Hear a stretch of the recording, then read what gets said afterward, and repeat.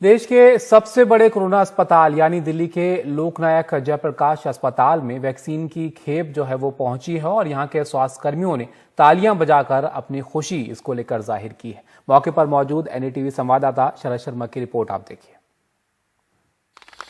मैं लोकनायक जयप्रकाश हॉस्पिटल में हूं। ये देश का सबसे बड़ा कोरोना अस्पताल था और अब यहाँ एक खुशी का लम्हा है। लम्हा इसलिए कि देखिए, पहले तो जो डॉक्टर्स और यहाँ पर सारा स्टाफ है इस समय तालियां बजा के स्वागत कर रहा है। स्वागत किसका कर रहा है?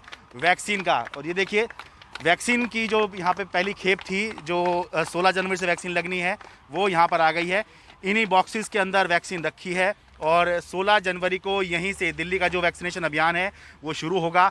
बहुत मुश्किल लड़ाई इस अस्पताल ने लड़ी है क्योंकि देश का सबसे बड़ा अस्पताल, 2000 कोविड बेड्स इसी अस्पताल ने रिजर्व किए। पूरे देश में कहीं इतना बड़ा अस्पताल नहीं था। 10,000 से ज़्यादा कोरोना के मरीज़ जो है इस अस्पताल ने ठीक किए।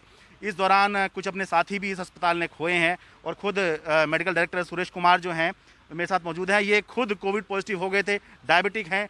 लड़ाई इन्होंने लड़ी लेकिन अच्छा हुआ कि ठीक ठाक। आगे सर, बहुत बहुत स्वागत है। इस समय कैसी फीलिंग है सर? Thank you. हमें ऐसा लग रहा है कि जैसे हम कोरोना से विजय प्राप्त कर लिया है और हमारे पास जो ये वैक्सीन है, इससे अब आगे के लिए हमारे लिए जो है यहाँ काम करना बहुत ही सेफ हो जाएगा।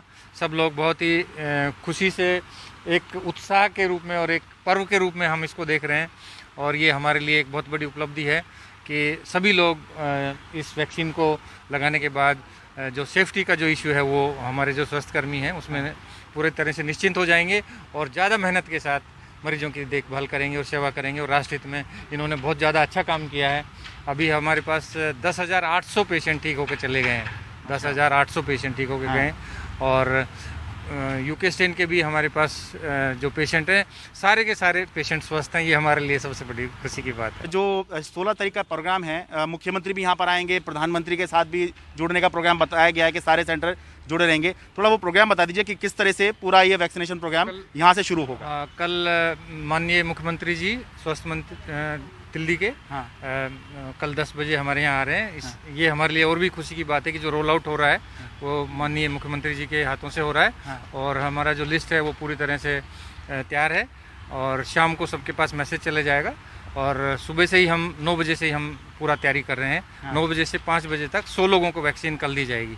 ठीक है। डॉक्टर रितु मेरे साथ में नोडल ऑफिसर हैं। मैम, थोड़ा आप बताइए कि ये लड़ाई एक तो कैसी रही और दूसरा इस पूरे काल में हम लोगों का इंटरेक्शन आपसे भी होता था, सर से तो होता ही था, आपसे भी होता था कि पेशेंट कैसे परेशान हो रहे हैं, तो वो इस समय यादें भी इस समय ताज़ा हो रही होंगी कि 1 साल हो गया इस लड़ाई को चलाते हुए। एक्चुअली इस लड़ाई में हम लोगों को बहुत चुनौतीपूर्ण लड़ाई थी जैसा सर ने कहा, लेकिन इसमें हमें विजय प्राप्त हुई है क्योंकि हमारे हॉस्पिटल से ज़्यादा किसी देश में किसी हॉस्पिटल ने इतना अच्छा और इतना प्रभावशाली काम नहीं किया है। तो सारे आप लोग यहाँ तो सर सारे वैक्सीन लगवा रहे हैं? बिल्कुल लगवाएंगे, सब लगवा रहे हैं। किसी में कोई हेजिटेशन तो नहीं आप लोगों में? नहीं। ठीक है, क्योंकि आप लोगों में अगर हेजिटेशन हो गया तो फिर तो हम लोग भी नहीं, हम लोग कोविड से लड़ाई में भी सबसे आगे थे और वैक्सीनेशन में भी हम आगे रहेंगे।